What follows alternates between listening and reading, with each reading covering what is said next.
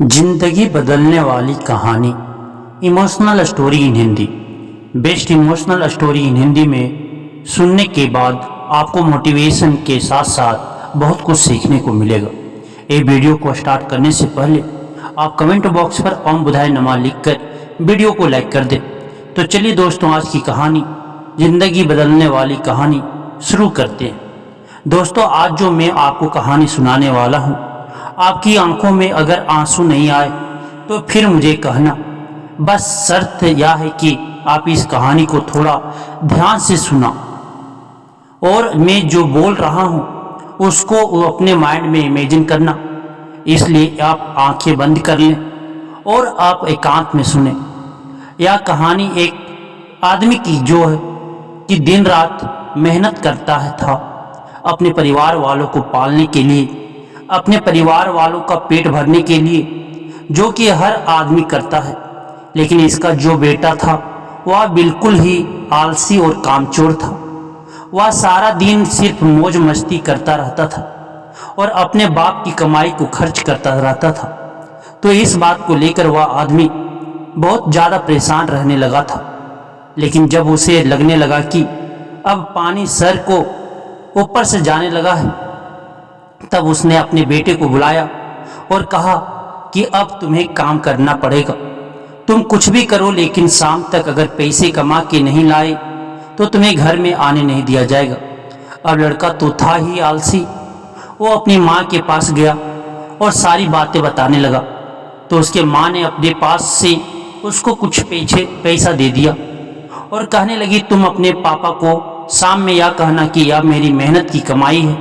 शाम को जब वह आदमी घर आया तो उसके बेटे ने उसके पास से सारे पैसे उसको दे दिए। वह आदमी को सब कुछ पता था, तो उसने अपने बेटे से कहा, उसने यह कहा कि तुम इस पैसे को कुएं में फेंक के आ जाओ। उसके बेटे ने एक भी सवाल नहीं पूछा और सीधा जाकर उस पैसे को कुएं में फेंक कर आ गया। अगले दिन उस आदमी ने अपनी बीवी को उसके माँ घर मायके भेज दिया और अपने बेटे से कहने लगा कि मेरे बेटे, तुझे आज और पैसे कमा कर लेकर आने हैं। अब लड़का सीधा अपने बहन के पास गया और अपनी बहन को सारी बातें बताने लगा। तो उसके बहन ने भी उसके हाथ में कुछ पैसे रखे और उसे कहने लगे कि शाम को जब आप पापा घर आएंगे तो यह पैसे उन्हें दे देना और कहना यह मेरी मेहनत की कमाई है। शाम को जब आदमी घर आया, उसके बेटे ने फिर से अपने पास से जितने पैसे थे अपने बाप को दे दिया। उस आदमी ने फिर से वही बात कही कि इस पैसे को जाकर कुएं में फेंक कर आओ। और इस बार भी उसके बेटे ने एक भी सवाल नहीं किया और सीधा जाकर कुएं में उन पैसों को फेंक कर आ गया। अगले दिन उस आदमी ने अपनी बेटी को भी अपने रिश्तेदारों के यहाँ भेज दिया और फिर से अपने बेटे से कहने लगा कि बेटा, तुम्हें आज और पैसे कमा के लाने हैं। अब उस लड़के के पास कोई भी रास्ता नहीं था। अब उसे लड़के को कोई भी पैसा देने वाला नहीं था। तो वह लड़का मरता क्या ना करता, रात को तो घर जाना ही है।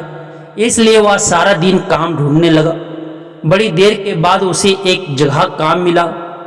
एक ट्रक से भारी सामान उठाकर उस भारी सामान को दुकान में रखने का काम। सारा दिन बहुत मेहनत के बाद उसे अपने मेहनत की कमाई मिली।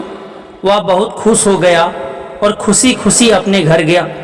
लेकिन फिर से उस आदमी ने अपने बेटे से कहा कि पैसों को कुएं में फेंक दे। उसका बेटा गुस्सा हो गया और कहने लगा कि पापा, यह मेरे पूरे दिन की मेहनत की कमाई है, मैं इसे कैसे कुएं में फेंक दूँ।